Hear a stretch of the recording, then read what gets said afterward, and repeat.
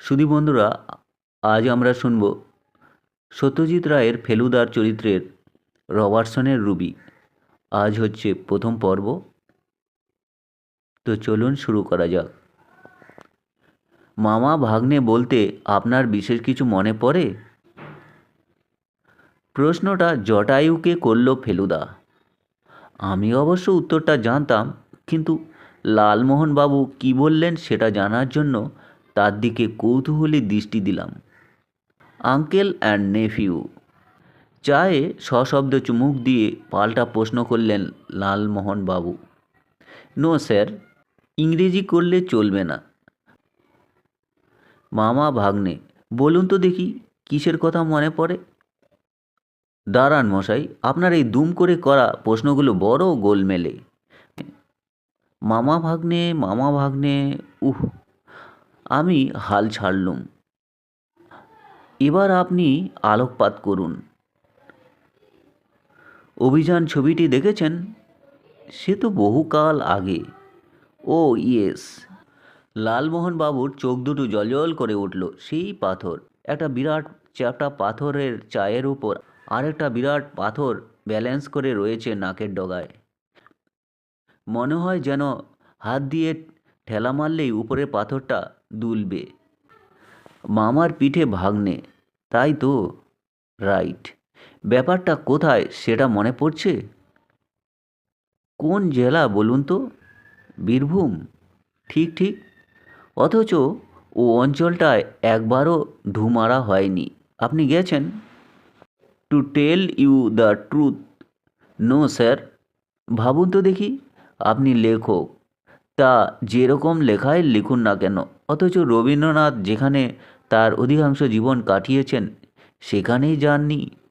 কি লজ্জার কথা বলুন তো দেখি। যাব করেও যাওয়া হয়নি মশাই। আর সত্যি বলতে কি, আমরা তো টেগোরের রাস্তা ছেড়ে অন্য রাস্তা ধরেছি কি না, তাই শান্তিনিকেতন টিকেতন তেমন পাত্তাই দিইনি। হুল্লুলুতে হুলস্থুল যে লিখেছে সে আর কবিগুরু থেকে কি আর প্রেরণা পেতে পারে বলুন? আপনি বীরভূম বলতে আশা করি শুধু শান্তিনিকেতন ভাবছেন না। বক্রেশ্বরের হট স্প্রিং আছে, কেন্দুলেতে কবি জয়দেবের জন্মস্থান আছে, বামাখ্যাপা যেখানে সাধনা করতেন সেই তারাপীঠ আছে, মামা ভাগ্নের দুবরাজপুর আছে, অজস্র পোড়া ইট ও পাথরের মন্দির আছে। সেটা আবার কি দেখার জিনিস মশাই? টেরাকোটা জানেন না? বাংলার এক বড় সম্পদ। টেরাকোটা মানে ব্যাগবাড়ি। কেউ কোনো বিষয়ে অজ্ঞতা প্রকাশ করলে ফেলুদার স্কুল মাস্টার মূর্তিটা বেরিয়ে পড়ে। টেরাকোটা, এটা হচ্ছে ইটালিয়ান কথা। টেরাকোটা মানে পোড়া মাটি। মাটি আর বালি মিশিয়ে তা দিয়ে নানা রকম মূর্তি গড়ে উনুনের আঁচে রেখে দিয়ে যে লাল চেহারাটা নেয় তাকে বলে টেরাকোটা। যেমন সাধারণ ইট যেটা বানানো হয় সেটা যে শুধু দেখতে সুন্দর তাই নয়, টেকসইও বটে। এই টেরাকোটা মন্দির ছড়িয়ে আছে সারা পশ্চিমবাংলায় আর বাংলাদেশে। তার মধ্যে সেরা মন্দিরের কিছু অংশ পাওয়া যায় বীরভূমে। তার মধ্যে কোনোটা 250 বা 300 বছরের পুরনো। কারুকার্য দেখলে মাথা ঘুরে যাবে। বাংলার এ সম্পদ সম্পর্কে যে ওয়াকিবহাল নয় সে বাংলার কিছুই জানে না। বুঝলাম, জানলাম, আমার ঘাট হয়েছে। এক্সকিউজ মাই ইগনোরেন্স। আপনি জানেন না, অথচ একজন শ্বেতাঙ্গ অধ্যাপক এ নিয়ে কাজ করে গেছেন। তার তুলনা নেই। কার কথা বলছেন? ডেভিড ম্যাককাচন। যদিও তিনি কাজ শেষ করে যেতে পারেননি, কিন্তু তাও যা করেছেন তার জবাব নেই। আপনি খবরের কাগজের হেডলাইন ছাড়া আর কিছুই পড়েন না দেখছি। তাই আজ স্টেটসম্যানে প্রকাশিত একটি প্রবন্ধ আপনার দৃষ্টি এড়িয়ে গেছে, তা আপনি অনুমান করতে পারেননি। তা না হলে ডেভিড ম্যাককাচনের নাম সেখানে উল্লেখ পেতেন। কি লেখা বলুন তো? Robertson Ruby. Right right. লেখার নামটা দেখে আর রুবির রঙিন ছবিটা দেখে পড়তে আরম্ভ করেছিলাম, কিন্তু ধোঁয়া এসে সব মাটি করে দিল। প্রবন্ধের লেখক পিটার রবার্টসন এখন এখানে। ভারতপ্রেমিক বলে মনে হয়।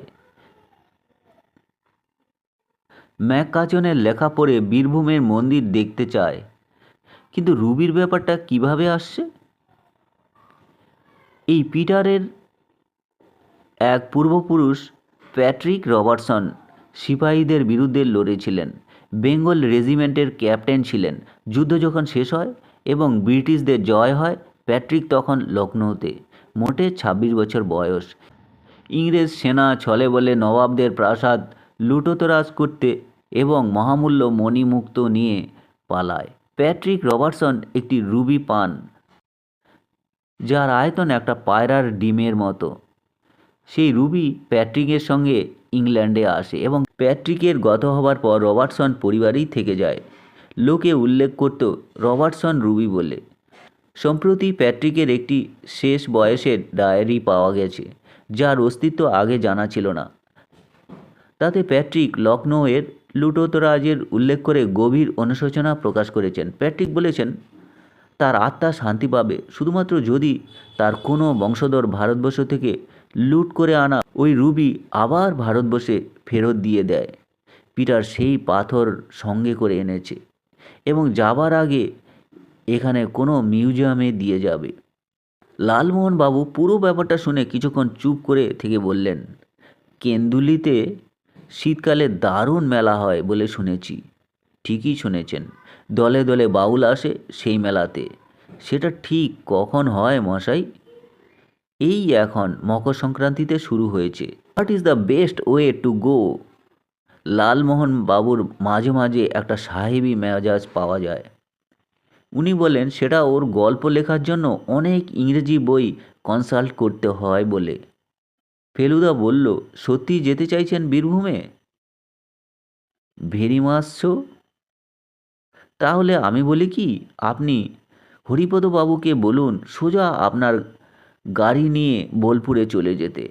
আমরা সেখানেই শান্তিনিকেতন এক্সপ্রেসে চলে যাব। বা যাবার আগে অবশ্য ট্যুরিস্ট লজে বুকিং করে নিতে হবে। ফার্স্ট ট্রেন শুধু বর্ধমানে থামে, ২.৫ ঘন্টায় শান্তিনিকেতনে পৌঁছে যাব।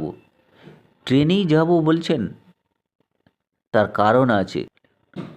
শান্তিনিকেতন এক্সপ্রেসে লাউঞ্জ করে বলে একটা ফার্স্ট ক্লাস এয়ার কন্ডিশন বগি থাকে। এতে করিডর নেই, সেই আদিকালের কামরার মতো চওড়া, ২৫-৩০ জন যায়। বৈঠকখানার মতো সোফা টেবিল পাতা রয়েছে। এর সুযোগ ছাড়া উচিত নয়। জিভ দিয়ে লালাক্ষরণ হচ্ছে মশাই। তাহলে একটা কাজ করি, শতদলকে একটা পোস্টকার্ড ড্রপ করে দিই। শতদলকে? শতদল সেন, এক স্কুলে এক ক্লাসে পড়েছি, এখন বিশ্বভারতীর ইতিহাসের অধ্যাপক। ব্রিলিয়ান্ট ছাত্র ছিল মশাই, আমি ওকে কোনো দিন টেক্কা দিতে পারিনি।